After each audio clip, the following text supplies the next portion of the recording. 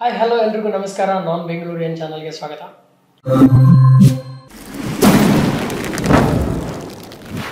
Weekend ಬರ್ತಾ ಇದೆ, ಯಾವ ಚಿತ್ರ ನೋಡೋಣ, ಯಾವ ಮೂವಿ ನೋಡೋಣ ಅನ್ಕೊಂತಿದ್ದೀರಾ? ಹಾಗೂ ವ್ಯಾಲೆಂಟೈನ್ಸ್ ಡೇ ಹತ್ರ ಇದೆ.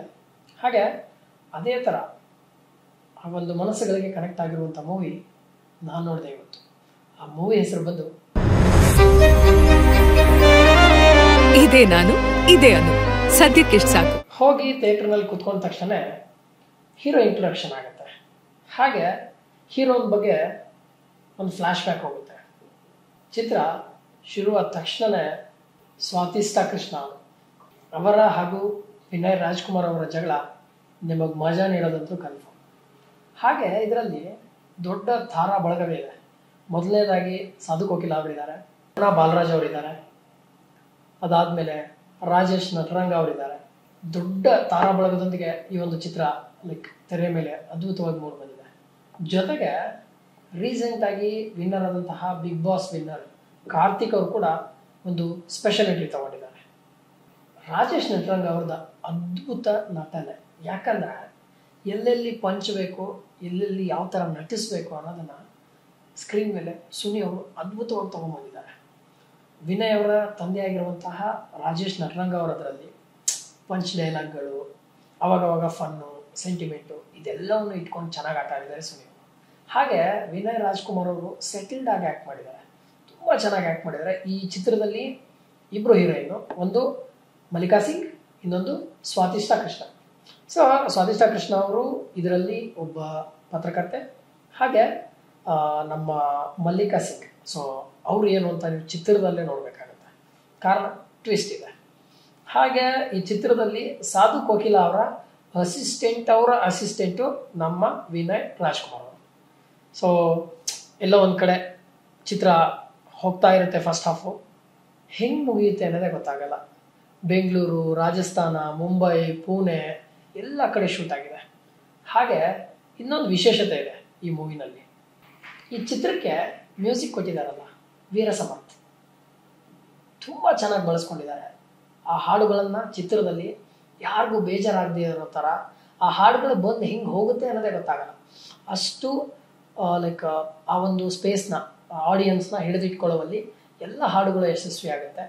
ಹಾಗೆ ಕ್ಯಾಮ್ರಾಮನ್ ಕೂಡ ಕಾರ್ತಿಕ್ ಅವರು, ಸಭಾಕುಮಾರ್ ಅವರು ತುಂಬ ಅದ್ಭುತವಾಗಿ ಕ್ಯಾಪ್ಚರ್ ಮಾಡಿದ್ದಾರೆ. ಆ ಸೆಲೆಕ್ಟ್ ಮಾಡಿರುವಂಥ ಲೊಕೇಶನ್ಗಳು, ಕ್ಯಾಪ್ಚರ್ ಮಾಡಿರುವಂಥ ರೀತಿ ಎಲ್ಲ ತುಂಬ ಅದ್ಭುತವಾಗಿದೆ.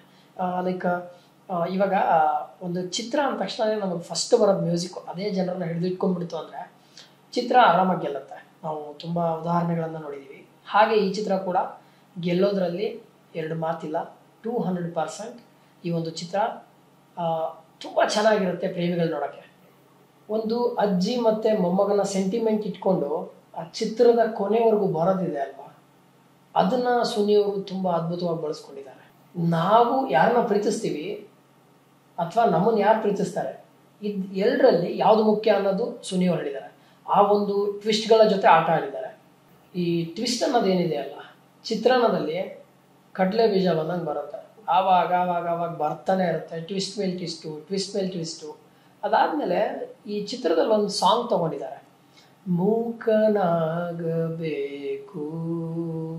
ಈ ಸಾಂಗ್ ಏನಿದೆ ಅಲ್ಲ, ಥಿಯೇಟ್ರಿಂದ ನೀವು ಹೊರಗಡೆ ಬರಬೇಕಾದ್ರೆ 200% ನಾನು ಕನ್ಫರ್ಮ್ ಆಗಿ ಹೇಳ್ತೀನಿ, ಈ ಹಾಡನ್ನ ನೀವು ಗುಣುಗ್ತೀರಾ, ಹಾಡೇ ಹಾಡ್ತೀರಾ.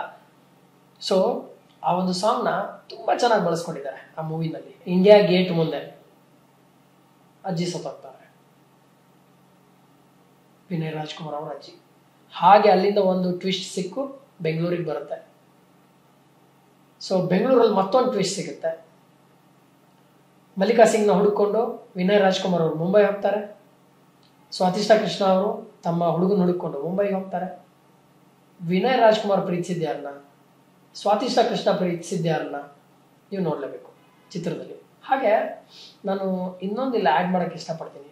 ಸಿಂಪಲ್ ಸುನಿ ಅವರು ಸಿಂಪಲ್ ಆಗಿ ಒಂದು ಲವ್ ಸ್ಟೋರಿ, ಇಲ್ಲಿ ಒಂದಿಷ್ಟು ಡಬಲ್ ಮೀನಿಂಗ್ ಡೈಲಾಗ್ಗಳನ್ನು ಇಟ್ಟು ಅಂದರೆ ಒಂದು ಏಜ್ ಗ್ರೂಪ್ಗೆ ನೋಡುವಂಥ ಚಿತ್ರಗಳನ್ನು ಮಾಡಿದ್ದು ಇದೆ. ಹಾಗೆ ಇದೊಂದು ಫ್ಯಾಮಿಲಿ ಎಂಟರ್ಟೈನ್ಮೆಂಟ್ ಮೂವಿ.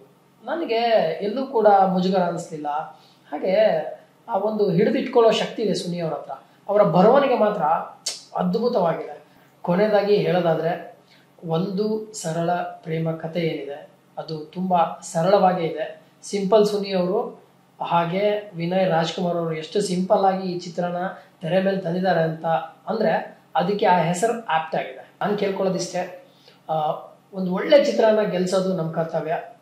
ಕನ್ನಡ ಚಿತ್ರಗಳನ್ನ ಉಳಿಸ್ಬೇಕು, ಬೆಳೆಸ್ಬೇಕು ಅನ್ನೋದೇ ನನ್ನ ಆಸೆ. ಹರ್ಷನ ಹಾನೆಸ್ಟ್ ರಿವ್ಯೂಗೆ ತೆರೆ ಎಳಿತಾ ಇದ್ದೀನಿ. ಸೊ ನೀವೆಲ್ಲರೂ ಮೂವಿ ನೋಡ್ತೀರಲ್ವಾ? ನೋಡ್ಬಿಟ್ಟು ಕಮೆಂಟ್ ಬಾಕ್ಸಲ್ಲಿ ಬಂದು ಹೇಳಿ ನಿಮ್ಗೇನು ಅನಿಸ್ತು ಅಂತ.